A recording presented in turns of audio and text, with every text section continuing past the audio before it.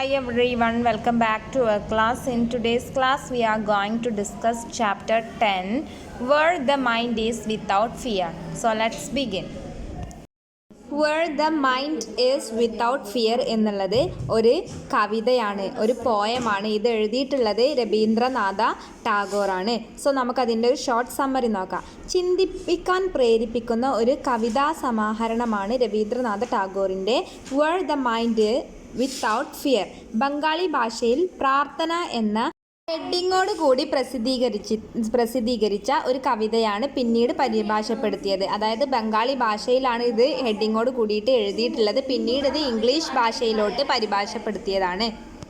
ഈ കവിത എഴുതുമ്പോൾ India British അധിനിവേശം നടക്കുന്ന സമയമാണ്. ബ്രിട്ടീഷുകാരുടെ അധിനിവേശത്തിൽ വീർപ്പുമുട്ടിയിരിക്കുന്ന തൻ്റെ സഹജനങ്ങളുടെ മനസ്സുകളിൽ ധൈര്യവും അറിവും പകരുവാനാണ് അദ്ദേഹം ഈ കവിത എഴുതിയിട്ടുള്ളത്.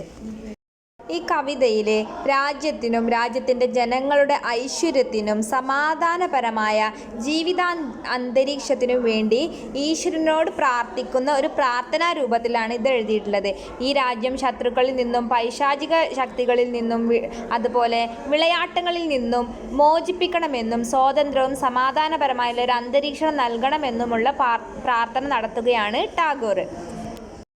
തൻ്റെ സഹജീവികൾക്ക് ആരെയും ഭയക്കാതെ ജീവിക്കാനുള്ളൊരു സാഹചര്യം ഒരുക്കി തരണമെന്ന് അദ്ദേഹം ഈശ്വരനോട് അഭ്യർത്ഥിക്കുന്നു.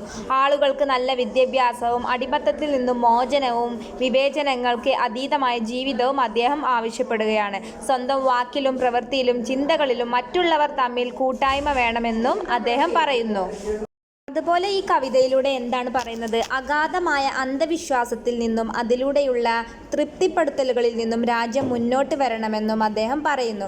ഈശ്വരൻ അതിനെല്ലാം അവസരമുണ്ടാക്കി തരണമെന്നും രാജ്യത്തിന് ഉണർവും ഉന്മേഷവും നൽകണമെന്നും അതിലുപരി സ്വർഗതുല്യമായ സ്വാതന്ത്ര്യവും സമാധാനവും നാട് നൽകണമെന്നും അദ്ദേഹം പ്രാർത്ഥനയിൽ ഉൾപ്പെടുത്തുകയാണ്. ടാഗോറിൻ്റെ അനുഭവങ്ങളും താൻ ജീവിക്കുന്ന ജീവിത സാഹചര്യങ്ങളും താൻ സ്വപ്നം കാണുന്ന സ്വാതന്ത്ര്യത്തെക്കുറിച്ചുള്ള ആശയങ്ങളുമാണ് ഈ കവിതയിലൂടെ അദ്ദേഹം വ്യക്തമാക്കുന്നത്. രാജ്യത്തിന് സ്വാതന്ത്ര്യം ലഭിക്കണമെന്നും പ്രതിസന്ധികളും പ്രതിബന്ധങ്ങളും അടിച്ചമർത്തലുകളും ഇല്ലാതെ പ്രകാശപൂർണമായ ഒരു സ്വർഗതുല്യമായ സ്വാതന്ത്ര്യം നേടിയെടുക്കുവാൻ വേണ്ടി അദ്ദേഹം ദൈവത്തോട് പ്രാർത്ഥിക്കുകയാണ്. തൻ്റെ സഹജീവികളെ അതിനായി ഉത്പാദിപ്പിക്കുകയും ചെയ്യുകയാണ് ഈ കവിതയിൽ പറയുന്നത്. സോ ഇതെന്താണ്?